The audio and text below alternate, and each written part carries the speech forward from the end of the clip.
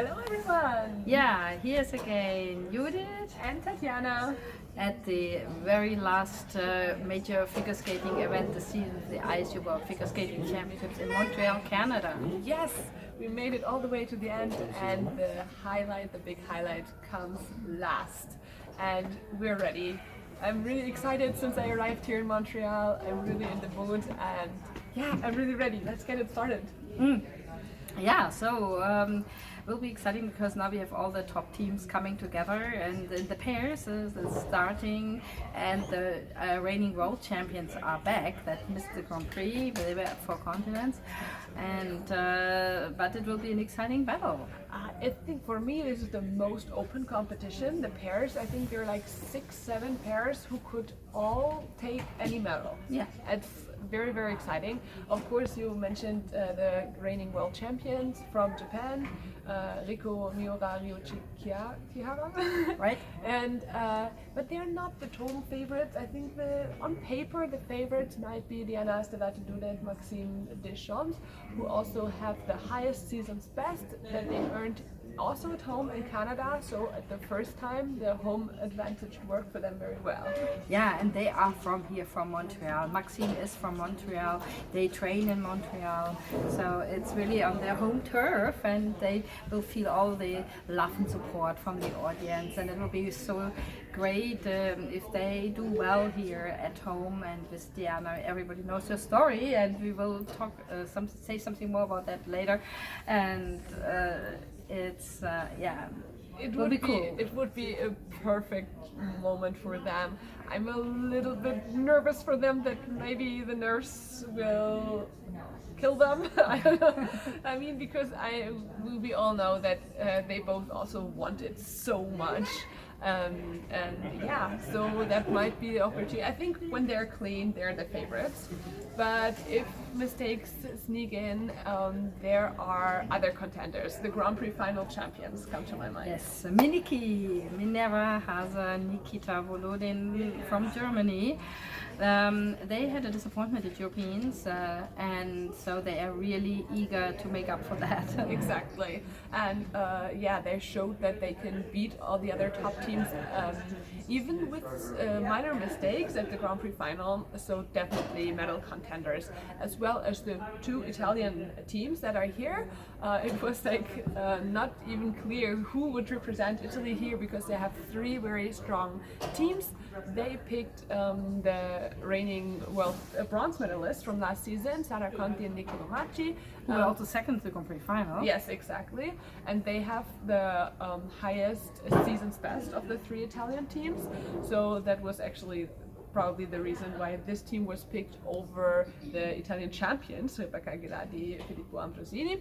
And the second spot went to the European champions, Lucrezia Beccari and Matteo Guarese, who earned their spot here by winning Europeans.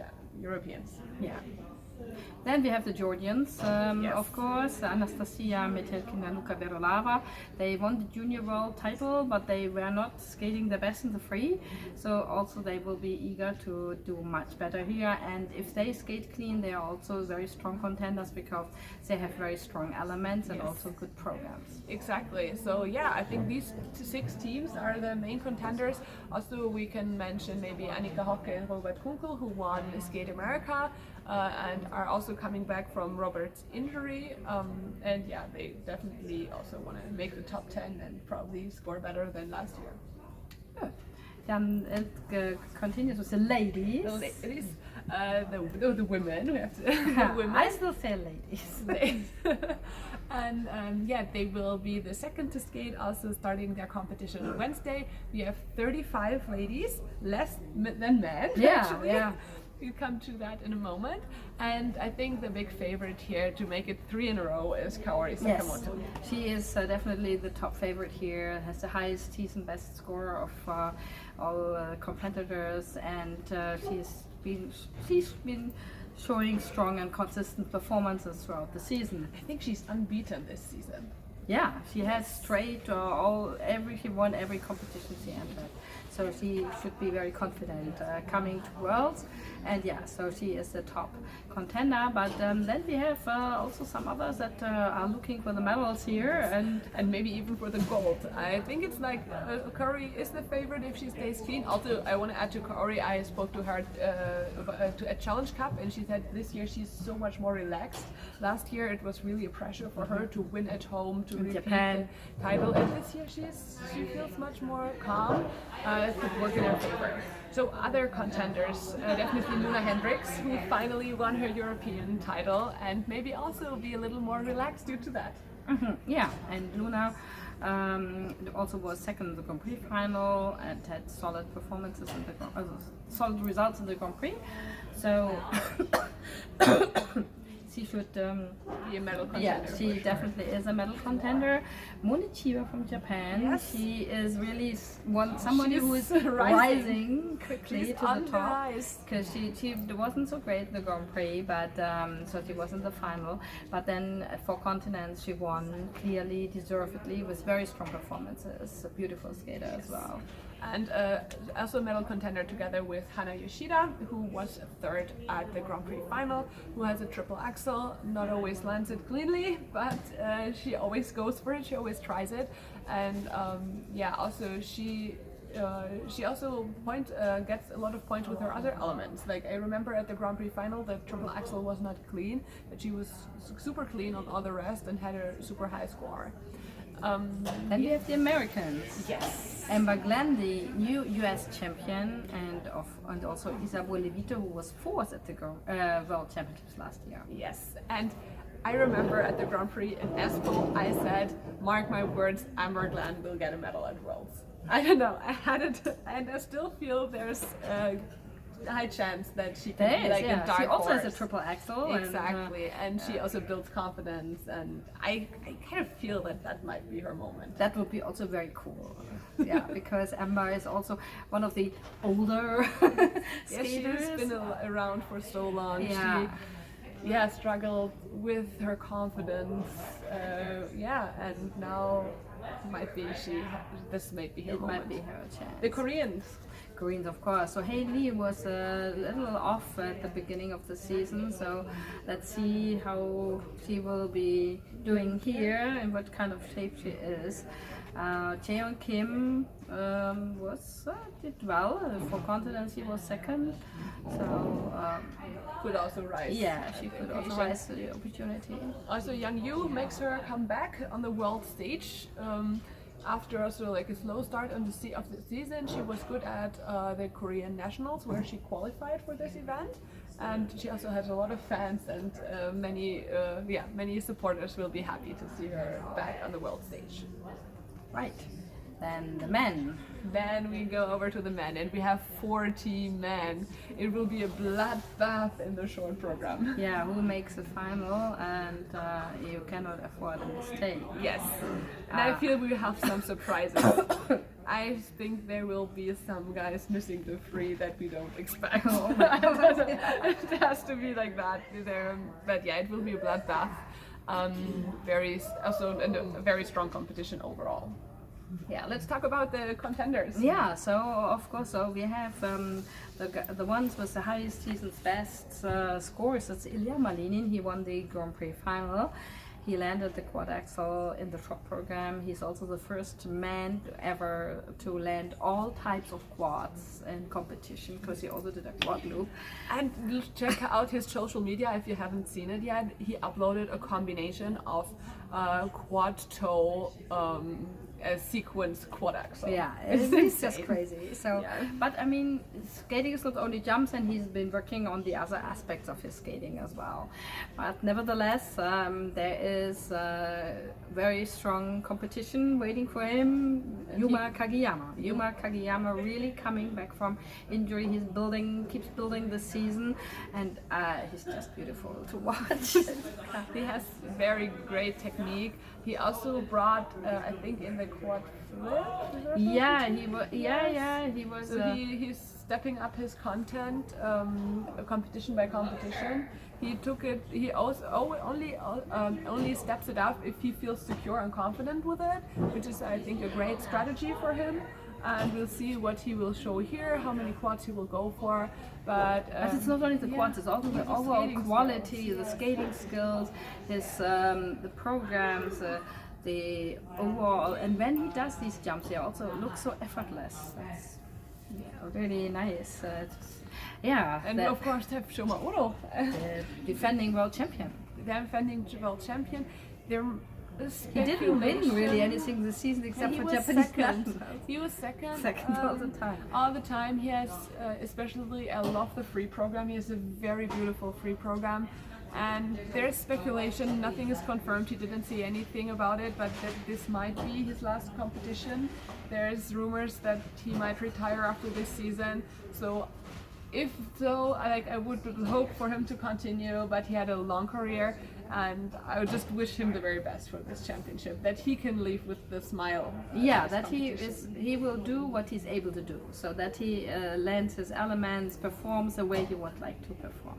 Yes. That's what we wish for all skaters. Yes. Then Cha, coming back, also keeps building after a slow start to the season due to injury. Now was third at the Four Continents, and he can do well again. And European champion Adam Schauhilfa. Right. We'll see if he's going for the backflip. That's what probably a lot of people are wondering about. Well, he said probably not. If a medal is at stake, he probably won't. Yeah, I guess he will only do it if he messed up the program beforehand. We hope this will not happen for him, but yeah, he cannot afford the -2 point deduction. But yeah, I guess he kind of wants revenge a little bit for the Grand Prix final. He also told at Europeans that he learned a lot from Grand Prix final, because there he out of a sudden went in on the world stage as being one of the favorites, and he struggled a bit with it. So he learned from there, and maybe he copes better with his nerves here. Yeah, and then there's also some news with Dennis Vasiljev. Yeah, well, fan favorite Dennis Vasiljev has a new long program, and he goes back to the Lion King. He had a Lion King program as an exhibition 6 years ago, and that also kind of made him the lion. Fans keep throwing the Leo plushies on the ice, and now he brings us back as a free skate. So yeah, it will be interesting to see what this program looks like. Yeah. Kao Miura, Philip, maybe we can mention Kao Miura, who also won his first Grand Prix this season in Finland, I think. And also is a very ambitious young man, and at his first World Championships he was so sad that he missed it last season, that they didn't nominate him, but now he can show what he can on the world stage. And then the ice dance. Now, ice dance, with a lot of teams having a home competition here. As we all know, the big Montreal Ice Academy has its home base here, and their top stars, Madison Chock and Evan Bates, are, I guess, the reigning world champions. They are the top contenders for the gold here again. Yeah, and then we have the other two, also from the Grand Prix final, the Italian team, Caroline Vigna, Marco Fabri, world silver medalist, and the world bronze medalist, Kaipa Gilles, Paul Puri. And obviously the Canadians are hoping for more on home ice. Piper and Paul, but they want to fight for the gold. They want the Four Continents, and then they said we really like being on top. You can check out our. I read an article, or like an interview. Video interview. We did a video interview with them on Pirouette for Pirouette magazine. And they want to win, and they had their highest score, so at Skate Canada. I would say Madison and Evan cannot afford a mistake like last season. Last season they won with a fall. I can feel like if that would happen again, maybe enough, they have to skate their very best to win again. And the Italians, of course, were very strong again. The Europeans they defended their title. So we have these three teams, top teams, and then we have a couple of other contenders that want to get close to the podium, and maybe if something goes wrong. someone falters, then they will grab their chance. So it's Lila Fear and Louis Gibson, of course, from Great Britain. Yes, And and who also beat the Italians already earlier this season, also training here in Montreal. then the Canadian teams, but we Laurence Fournier-Boudry, Nikolai Sørensen, and Marjorie Lajoie, Sagari Laga, but there's a little because she had a concussion, so Yes. they missed quite a few competitions, and we don't know how recovered she is. Exactly. I'm personally very excited to see this team back. I think they have the very, very entertaining programs, both the rhythm dance and the free dance, and I'm happy that they were able to recover, especially as they're both from Montreal, and they chose the free dance as to show their love to the city because it's from a composer from Montreal. Yeah. Yeah. What we wanted to mention the Pirouette World Edition. If you haven't seen it yet, we feature some of the top skaters that are here competing for the medals, like the Diana Stellato and Maxime Deschamps telling their story, and we have also the Italian team. This is Diana and Max here. Diana and Max, and then they have the Italian team, Carlin and Marco. Like a lot of background information. Yes, and you see, background of story. course, our cover boy, Stefan Lambiel, he's coaching Shoma Uno and Dennis Vasilyevs that are competing here. So if you're interested, you can find a link where to order this magazine and more information in the video description. Right, so I hope you all enjoy Worlds. Maybe let us know who are you most excited for to watch, and let's have an amazing finish of the season. Yes. Bye bye. See you.